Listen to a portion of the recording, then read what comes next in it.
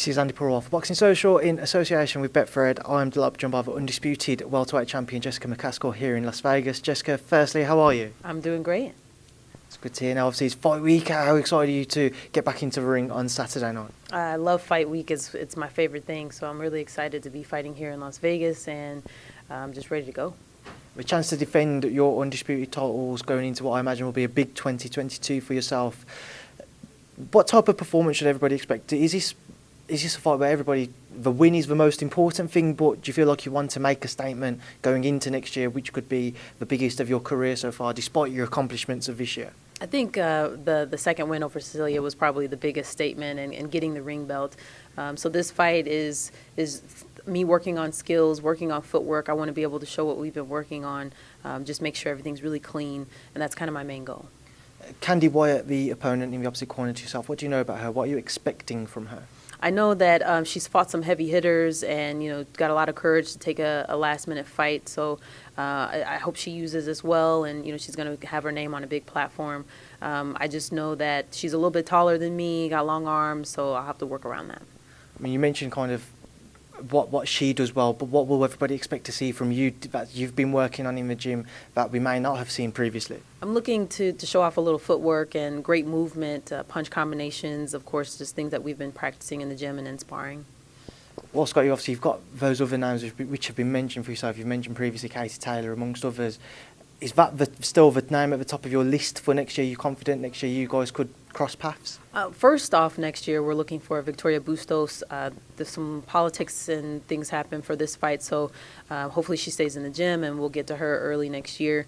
And that goes well, then we're looking. Cameron mentioned my name at 140, so hopefully if she can get past her opponent, then she'll be undisputed at 140, and we'll come down and fight her for that. That's something I was going to ask you. Cameron versus Callie Reese. What do you make of that fight? Cameron's just very technical, and she's very professional in the way that she carries herself in her fighting and how she trains, and so I think she'll be ready for that fight. I mean, potentially undisputed at 135, is undisputed at 140, you're undisputed at 147. Three women there, all fighting each other.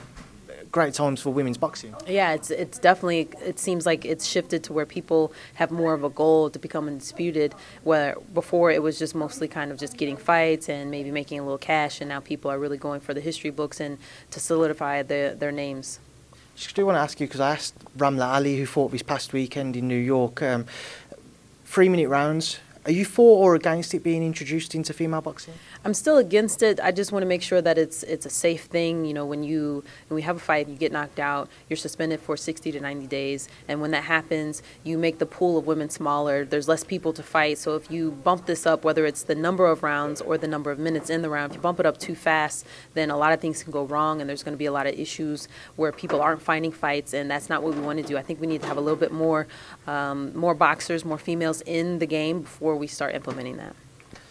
Just final couple from me. Haney-Diaz, the headline event on Saturday night. What do you expect to see from it? Oh, I hope it's going to be, a crowd burner. It should be very exciting. It's in Vegas. That's kind of the main thing. Everybody gets excited just because it's here. And Devin Haney and JoJo, they've been talking a lot of trash, so we'll see what happens.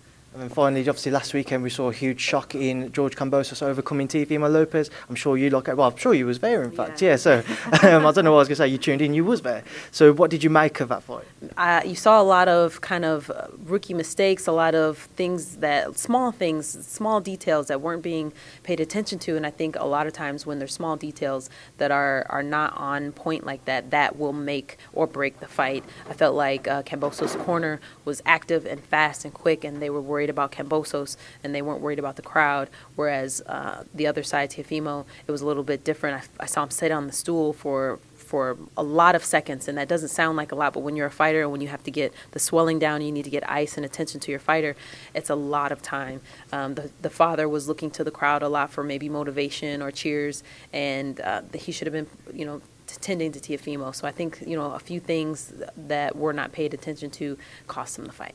Just when you see a shock like that, and especially when you've seen it live, how much more switched on does it make yourself to make sure that you don't overlook any of your opponents because of what could be down the line? In Teofimo's case, he was calling for a Josh Taylor fight, amongst others. For you, we mentioned those names earlier, so how much more switched on does seeing something like that make yourself? Oh, it's right there in front of you. You almost see it happening, the car crashing right in front of you before it even happens. So, I try to stay humble and, much respect to the fighters that I'm going to fight. And, anything can happen in the ring. So, like I said, our team is very focused. We're focused, when we're at home training. We're focused when we're here at fight week. We're focused on fight night. We don't let anything come into our own bubble, and that's the way it should be. Well, Jessica, I'm leaving you now to enjoy the rest of your day. I appreciate your time as always, and thank you for speaking to me in Boxing Social. Thank you so much.